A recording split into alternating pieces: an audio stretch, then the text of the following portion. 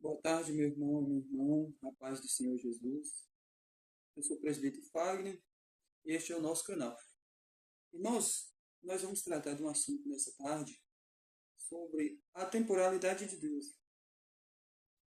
A temporalidade de Deus consiste em um tempo neutro, onde o tempo não passa, onde não há espaço de tempo, ou seja, o tempo se torna irrelevante para Deus, ou seja, não há mais necessidade de tempo. Nós vamos ver nessa tarde uma situação em que nos mostra verdadeiramente como opera a temporalidade de Deus. Porque vai ter situação em que muitas pessoas, principalmente as pessoas que praticamente quase não lê Bíblia, elas vão ler essa página, conferir com a outra e vai dizer que Cristo mentiu.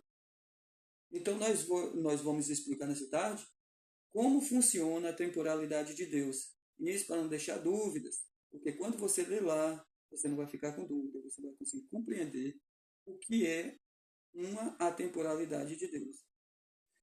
No livro de Lucas, no livro de Lucas, Lucas 23, 33, que diz assim, a crucificação. E quando Jesus, e quando chegaram ao lugar chamado a caveira, que no caso era Golgotá, a montanha da caveira, ali crucificaram os malfeitores, um à direita e o outro à esquerda, e dizia Jesus, Pai, perdoa-lhes, porque não sabem o que fazem. E repartindo as suas vestes, lançaram sortes. E o povo estava olhando, e também os príncipes zombavam dele, dizendo, aos outros salvou. Salve-se a si mesmo, se este é o Cristo, e o escolhido de Deus. E também os soldados escarneciam dele, chegando-se a ele e apresentando-lhe vinagre, e dizendo, se tu és o rei dos judeus, salve a ti mesmo. E também por cima dele estava um título escrito em letras gregas, romanas e hebraicas, este é o rei dos judeus. E um dos malfeitores que estavam pendurados blasfemava dele, dizendo, se tu és o Cristo, salve-te a ti mesmo e a nós. Respondendo, porém, o outro repreendia, dizendo, tu nem ainda temes a Deus, estando na mesma condenação? Nós, na verdade, com justiça, porque recebemos os nossos feitos mereciam, mas este nenhum mal fez. E disse-lhe ao Senhor Jesus, lembra-te de mim quando entrares no teu reino. Disse-lhe Jesus, em verdade te digo que hoje estará comigo no paraíso. E era já quase a hora sexta e houve trevas em toda a terra até a hora nona. A palavra de Deus ela nos fala que havia um homem à esquerda, outro à direita, como malfeitores, como criminosos. A morte de crucificação era uma morte para uma pessoa fascínora, psicopata, perversa, estupradora. Daquela época, a pessoa que recebia uma pena romana, ela não precisava receber uma carga de castigo. Ela simplesmente era crucificada e aí levava entre 2 ou até 3 dias, porque eram só 3 furos que faziam no corpo de uma pessoa. Na mão direita, na mão esquerda e nos pés. Faziam uma crucificação, era uma pena de cruz. E aí lá atrás, lá no Velho Testamento, falava que maldito é todo aquele que fosse posto no madeiro. A Bíblia fala que essa pessoa que era crucificada na cruz, ela recebeu uma pena de uma pessoa maldita. Todos que passavam e viam uma pessoa crucificada lá em cima, pendurada, as pessoas já começavam a escarnecer automaticamente dessa pessoa, porque sabia que quem foi para aquela cruz foi uma pessoa perversa, uma pessoa psicopata, uma pessoa malvada. E Jesus Cristo ele recebeu a carga máxima para te dar a oportunidade a você e dar a oportunidade a mim de ter uma oportunidade diante de Deus. Essa crucificação, ela realmente representa a morte de um cordeiro, um animal que antigamente no Velho Testamento fazia expiação pelos pecados do homem. Porém, o homem não se arrependia, porque tinha alguém que sacrificava por ele. Não seria tão diferente dos dias de hoje. As pessoas não se arrependem. Muitas das vezes vai até o evangelho, aceita e tudo, mas não se arrepende das velhas práticas. E aí o que acontece? Quando eles estavam lá pendurados, Jesus estava lá e todo mundo escarnecendo cá embaixo, outros que passavam maniatavam a cabeça, como a Bíblia fala, e o rapaz que estava ao lado do Senhor Jesus, né, escarnecia dele também. Se o Senhor é o mestre, se o Senhor é o Messias, desse daqui tira nós também. Essa visão foi passada para o outro falou, rapaz, olha é o seguinte, nós recebemos nosso castigo com justiça, porque nós cometemos o crime. Mas justo nada fez para merecer. E virou para Jesus e falou assim, mestre, lembra-te de mim quando entrar em teu reino. Jesus Cristo falou assim: em verdade te digo que hoje, ainda hoje, tu estarás comigo no paraíso. Mas onde está a temporalidade de Deus, nós vamos entrar no próximo assunto. Porque assim, ele falou que era aquele dia. Em verdade te digo, ainda hoje. Hoje. Então, assim, a visão de quem lê essa palavra reflete exatamente naquele momento, naquele dia que Cristo morreria. Só que Cristo recebeu a carga máxima, então ele faleceu no primeiro dia. No primeiro dia de crucificação, o corpo dele não resistiu e ele faleceu. A Escritura cumpriu-se em Cristo. Quando a Bíblia fala tetelestai, está consumado, já paguei, o preço já foi pago.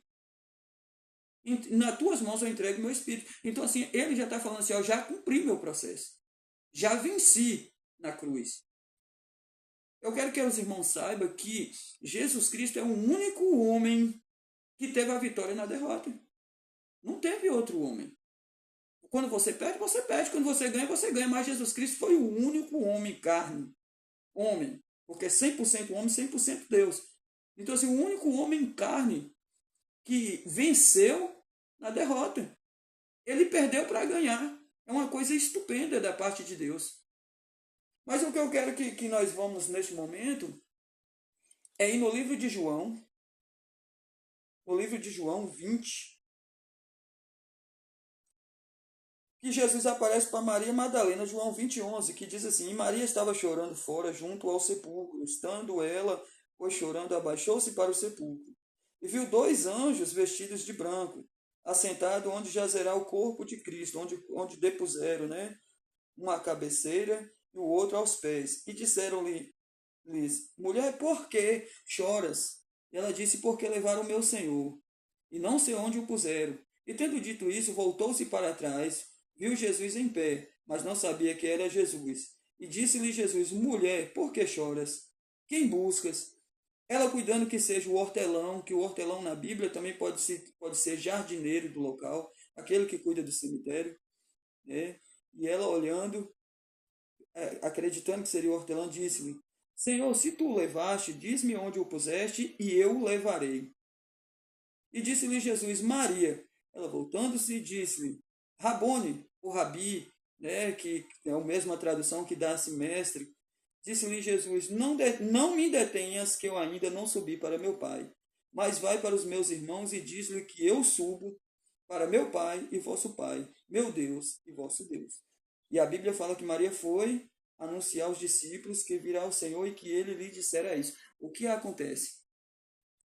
A palavra do Senhor, ela nos fala que Jesus, naquele momento da crucificação, fala para aquele rapaz, o ladrão da cruz, fala assim: ó, em verdade te digo que ainda hoje, tu estarás comigo no paraíso. Mas 3 dias depois da ressurreição, após ele aparecer ali como se fosse um hortelão, né, próximo ao sepulcro para aquelas mulheres, ele já fala para elas assim: não me detenhas que eu ainda não fui ao Pai. O que é que isso quer dizer? Jesus Cristo, ele mentiu? Ou a palavra de Deus, ela tem uma visão da dimensão espiritual que muitas das vezes, se você não ler com atenção, você não vai conseguir interpretar. Então, assim, o que é que acontece? O reino de Deus, ele é atemporal. Um reino atemporal onde o tempo, o espaço de tempo, ele não tem necessidade mais. A dimensão espiritual, ela não tem mais relevância, ela não tem mais necessidade de um prazo de tempo. A Bíblia relata claramente que um dia é como 1000 anos para Deus. E 1000 anos é como um dia para Deus, não tem relevância, não tem necessidade mais de espaço de tempo. Aí o que nós voltamos novamente a compreender? No momento que Jesus estava na crucificação, em verdade te digo que ainda hoje tu estarás comigo no paraíso. Naquele dia Jesus faleceu. Ele, da parte carnal, ele entrou para a dimensão espiritual. E dessa dimensão espiritual, logo o tempo para Cristo parou. A Bíblia fala que ele desceu no profundo do abismo, pregou os espíritos em prisão, tomou o poder da morte e a chave do inferno. Quando ele retornou, para os mortais passou 3 dias, mas para Cristo talvez não passou um segundo. Para Cristo, na dimensão espiritual, ainda era o mesmo dia. Mas para o tempo carnal passou-se 3 dias. É por isso que quando ele fala ainda não fui ao Pai, porque para ele ainda estava no mesmo dia, na dimensão atemporal. Mas para os mortais aqui passou 3 dias, porque Deus criou o tempo para que o homem tenha um prazo de validade. Assim como você vai comprar um alimento no mercado, alguma coisa que você compra, ele tem um prazo de validade, nós também temos um prazo. Nós também temos um prazo de validade. E chega um certo momento da nossa vida que a nossa, assim como você vai na Caixa Econômica e em demais bancos e pega uma senha, sua senha é chamada e nós, quando nós entramos nesse mundo, nós já ganhamos essa senha. E essa senha, uma hora ou outra, ela vai ser chamada. E eu e você, nós não sabemos o momento da nossa partida. Mas Cristo, ele já tinha uma predestinação, ele tinha toda uma programação dele vir, morrer por mim e por você, para nos dar oportunidade diante de Deus. Comprar os nossos pecados com o sangue dele, e mediante a fé, a redimissão da alma, nós conseguimos realmente ter uma oportunidade diante de Deus de ser julgado e pelos méritos de Cristo na cruz, não porque nós somos bons, porque nós não somos bons. O coração do homem, ainda que seja cristão, a sua conversão ela é imperfeita. Uma hora ou outra você vai falhar. Mas Jesus Cristo entrou nesse mundo, ele não falhou. E quando Jesus ele entra nessa dimensão espiritual, ele entrou na dimensão atemporal. O inferno é atemporal, o tempo não passa. E o céu também é atemporal, o tempo não passa, porque não tem mais necessidade. Por isso que o reino de Cristo é eterno. Ele é eterno. Então, assim, o tempo lá não vai passar. Tanto no inferno, quanto também na eternidade. Não passa. E é o que Deus tem oferecido para o homem, e é o que Deus tem oferecido para você. Aí cabe a você hoje realmente querer viver esse mover de Deus na sua vida. Vai depender do irmão, da irmã, se quer se entregar por completo, ou se entregar por pela metade, chegar no dia do juízo final, ele pode ter uma surpresa, ele dizer assim, eu em verdade te digo que não te conheço. Aí pode dizer, Senhor, em teu nome eu preguei, expulsei demônios, fiz milagres, prodígios e maravilhas, como o próprio Jesus fala. Ele fala assim, em verdade te digo que não te conheço. Cabe a cada um de nós nos entregar por completo na presença de Deus. Cabe a cada um de nós ver como nos portamos diante de Deus. O reino de Deus é atemporal e eterno. Deus oferece uma vida eterna para você. Deus oferece uma vida eterna para mim, para minha família. E cabe a cada um de nós decidir se nós queremos essa eternidade ou não. Qualquer pessoa pode viver de aparência. Mas se viver de aparência é achar que Deus vai passar pano para o cristão na eternidade, está enganado. Porque Deus conhece as suas falhas, Deus conhece os seus erros, Deus conhece os meus erros, as minhas falhas e como eu me importo perante as minhas falhas. Eu quero essa eternidade para mim, eu quero essa temporalidade de Deus para mim. Jesus não mentiu. Jesus, quem lê aqui e não conseguiu interpretar, fala, não, uma hora Jesus falou que estava lá num dia, 3 dias depois ele fala que ela ainda não subiu. A temporalidade de Deus. E pode ter certeza que essa atemporalidade Jesus quer entregar, uma vida sem fim. Amém, meus irmãos e minhas irmãs? Que o Senhor Jesus possa abençoar poderosamente a sua vida, a sua família. E que Deus possa fazer um mover poderoso na sua vida. Fique com Deus, curta, compartilha e muito obrigado pela sua atenção. Que Deus te abençoe.